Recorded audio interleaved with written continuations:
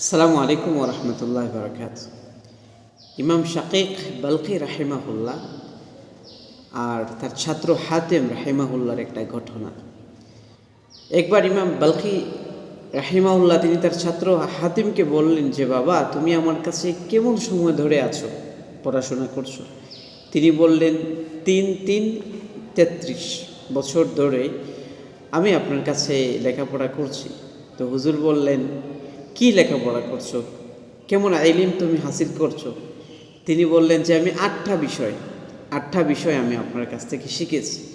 এই কথা শোনা মাত্র তো আসমান ভেঙে হুজুরের মাথায় পড়লো, কী রে, 33 বছর ধরে মাত্র 8টা বিষয় তুমি আমার কাছ থেকে শিখলা, তাহলে তো আমি অযোগ্য ওস্তাদ, আমার ইলমের অবস্থান বেশ ভালো না, আমি মেহনতি শিক্ষক না।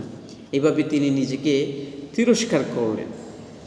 তখন ছাত্র বললেন যে, হুজুর দেখেন, আপনি আমাকে একটা জিনিস শিখিয়েছেন যে মিথ্যা কথা বলা যাবে না, এই জন্য আমি মিথ্যা কথা বলবো না, আমি যা শিখেছি তাই বলেছি। তখন হুজুর চিন্তা করলেন, দেখি আমার ছাত্র কি শিখেছে। তখন উনি 8টা বিষয়ের কথা বললেন। 8টা বিষয়ের কথা আমি উল্লেখ করব না, একটা বিষয়ের কথা আমি উল্লেখ করব, এই 8টির মধ্যে একটি। তার ছাত্র হাতেম বললেন, হুজুর আপনি আমাকে শিখাইছেন কোরআনে কারিমে যে আল্লাহ রাব্বুল আলামিন সবচেয়ে বেশি, আল্লাহ তাআলার কাছে সবচেয়ে বেশি সম্মানিত হওয়ার মাধ্যমটা কি, জিনিসটা আপনি আমাকে শিখাইছেন।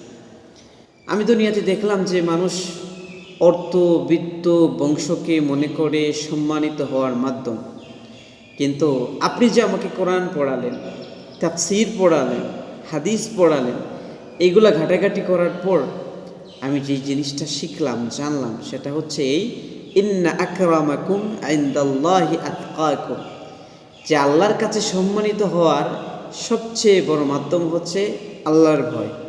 এর মানে আল্লাহর ভয় যার অন্তরে আছে, এই মানুষটা আল্লাহ তাআলার কাছে সবচেয়ে সম্মানিত। শুধু তাই না, হাদিসে মুবারাকা থেকে জানা যায়, এক লোক এসে আল্লাহর নবীর কাছে প্রশ্ন করলেন, ইয়া রাসূলুল্লাহ সাল্লাল্লাহু আলাইহি ওয়াসাল্লাম, মানুষ কিভাবে সম্মানিত হতে পারে? তখন আল্লাহর নবী বললেন, তুমি আল্লাহকে বেশি বেশি ভয় করো, তাহলে তুমি আল্লাহর কাছে যেমন সম্মানিত হবে, মানুষের কাছে তেমন সম্মানিত হবে। তখন ছাত্র উস্তাদকে বললেন যে, হুজুর আপনি আমাকে এই জিনিসগুলো শিখিয়েছেন, এর মধ্যে এইটা হচ্ছে একটা, যে আল্লাহকে ভয় করা। তাহলে যার টাকা আছে, যার পয়সা আছে, যার ধনসম্পদ, বিশাল অট্টালিকা আছে, তার চেয়ে তার মূল্য বেশি হবে যার মনের ভিতর আল্লাহর ভয় আছে।